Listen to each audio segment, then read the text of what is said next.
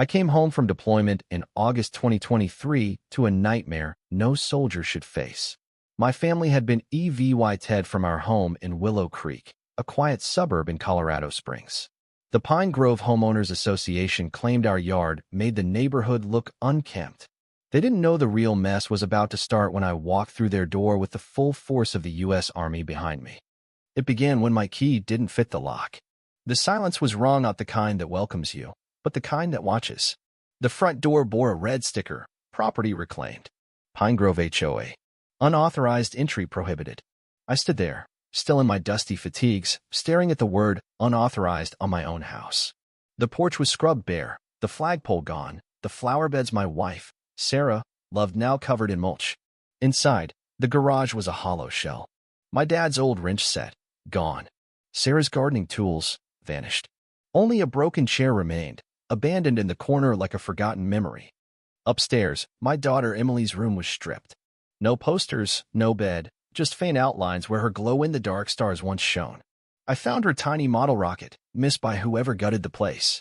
Sitting cross-legged on the floor, I held it, my VY sound blurring. This was where Emily told me she wanted to be an astronaut. Where I'd laughed and said I wasn't a pilot, just a grunt who kept the real hero's MOVYing. She'd hugged me and whispered, "You're my hero, Daddy." Now it was all erased. The mailbox overflowed with HOA fines, 18 letters citing unapproved decor and visual clutter. The final notice declared our home reclaimed for community standards. Then I saw him.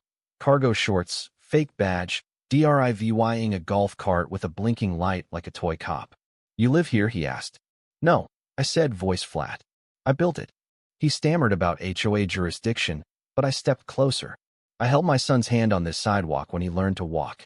"You want to tell me I don't belong?" He sped off, tires squeaking. That's when Sarah appeared, hoodie up, breath uneven.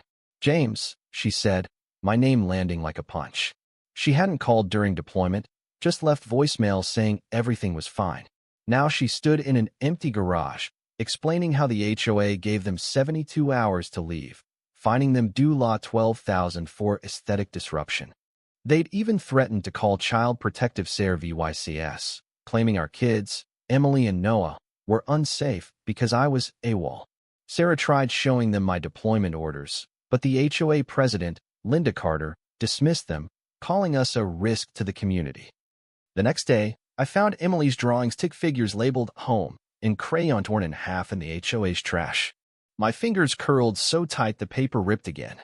I slammed my palm against the garage wall, the sound sharp and final. "Tell me where Linda lives," I said. Sarah begged me to stop, warning that Linda was lawyered up, untouchable. But I wasn't playing by their rules anymore. The HOA doubled down. Signs popped up at the community mailbox. Suspicious resident alert. Do not approach. A grainy photo of me stepping out of the garage was plastered everywhere. I tore one down, snapping a picture. Kids on bikes whispered as I passed, their laughter sharp and wrong. I dug into the HOA's bylaws and found a clause buried in an appendix, authored by Robert Klein, HOA president and former real estate lawyer with a history of targeting military families. A news article from 2018 detailed a retired Air Force officer losing his home to Klein's legal maneuvers. This wasn't random, it was a playbook. IVY cited Clara Thompson, 80, a former HOA secretary ousted by Linda for health reasons. She handed me a flash drive. "I don't throw away ammo," she said with a grin. It held emails, financial logs, and a plan called Operation Clean Sweep, targeting non-compliant residents like us for flags, decals, or excessive landscaping. My name was on a spreadsheet marked Escalate, Document, Remove. They'd been waiting for me to come home. I didn't sleep that night. My dining table became a war room, covered in bylaws, violation logs, and color-coded notes. Sarah caught me at 2 a.m. "You're not in Kabul," she said softly. "No," I replied. "This is worse. No rules." The next day, I walked the block with a camera, documenting every untrimmed hedge and unapproved mailbox. Neighbors peeked out, some asking what I was doing. "Just ensuring fair enforcement," I said, smiling. Linda's security goon, clipboard in hand, showed up with a wannabe cop in a too-big tactical vest. "Nice walk, Captain Hayes," he smirked. "I count 14 violations in 6 houses," I shot back. "Want the footage, or should I send it to the state?" His grin faded. I printed flyers with the HOA heights. A screenshot showed Linda joking about making a soldier salute the rules. I taped into every mailbox and rented the community hall for a meeting. 20 residents showed up, tense but curious. Linda sat in the back, arms crossed, her smile ablaze.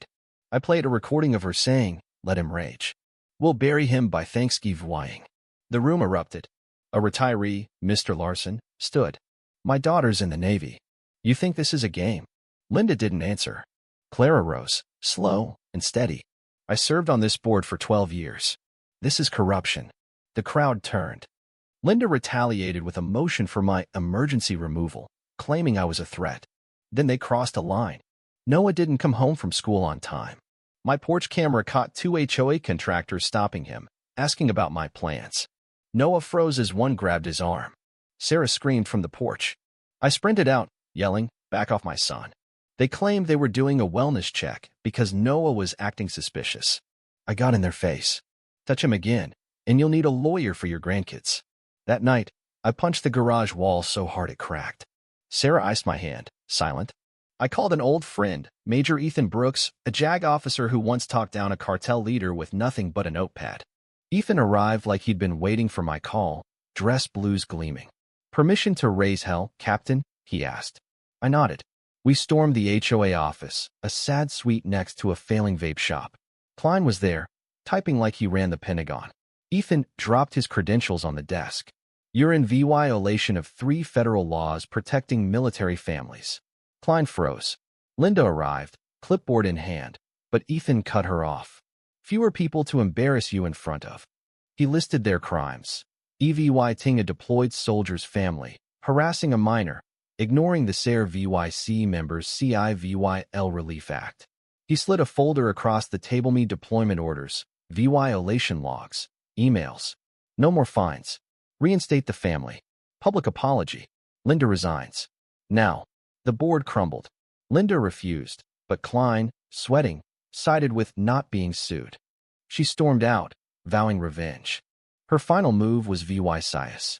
A forged dishonorable discharge arrived, claiming I was flagged for mental instability. A Facebook post from a fake account. Linda's words spread it, urging transparency about my erratic behavior. Neighbors shared it, some with prayer emojis, others with dumpster fire gifs. Ethan traced the PDF to Linda's laptop, created between episodes of a cooking show. I walked into the JAG office with the fake and my real discharge papers, verified and sealed. Captain Rachel Nguyen, our JAG contact, arched a brow. "She posted this online? She's done."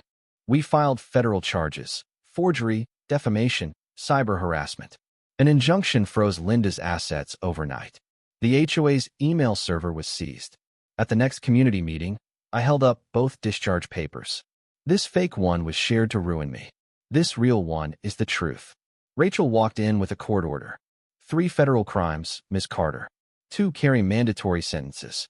Linda snapped, lunging for the folder, but Rachel cuffed her in one smooth motion. The room cheered. A letter from Veterans Legal Affairs arrived, inviting me to testify at a federal hearing on HOA abuses against SARE VYC members. This wasn't just my win, it was exposure. The federal courthouse in Denver was cold, the gallery packed. Linda and her boss, Thomas Reed, the HOA's real puppet master, sat at the defense table. Ethan opened. A military family harassed, evicted, slandered with a forged discharge to break a decorated soldier. A forensic expert confirmed the fake DD-214 came from Linda's MacBook. I took the stand, voice steady. I missed my kids' birthdays, thinking I was keeping them safe, only to find the threat was my own neighborhood. The defense claimed I was unstable, but Ethan played a screen recording of Linda forging the document while I was at a verified event 1,000 miles away. Clara testified about Reed's orders to make life hell for us. Neighbors spoke up, revealing similar abuses. The judge's verdict was swift. Lost $600,000 in damages, criminal referrals for Linda and Reed. Linda shrieked, "This isn't justice." I stood. "Now you fight uphill." Linda's house was cleared out by county officials. Neighbors watched, unafraid. Sarah stepped out as Linda passed, arms crossed. "This street's clean now." The HOA sign changed to Willow Creek. "Welcome home." Noah set up solar lights, his telescope aimed at the stars again. Sarah found me on the porch one night. You came back, she said. All the way, I replied. A veteran bought Reed's house, flying a flag no one dared find. Clara hosted a barbecue, toasting the return of sanity. The dent in our mailbox stays, a reminder of what we served Yvette. Justice landed hard, but the fight taught me something. Forgiveness isn't owed awareness, is forever. Linda and Reed thought they could erase a soldier. They only reminded me why some battles are personal, and some VY Tories are ironclad. What do you think about the role of violence and injustice in this story? Should James have fought differently, or was his response justified? Share your stance in the comments below, and let's debate what justice really means when the system fails.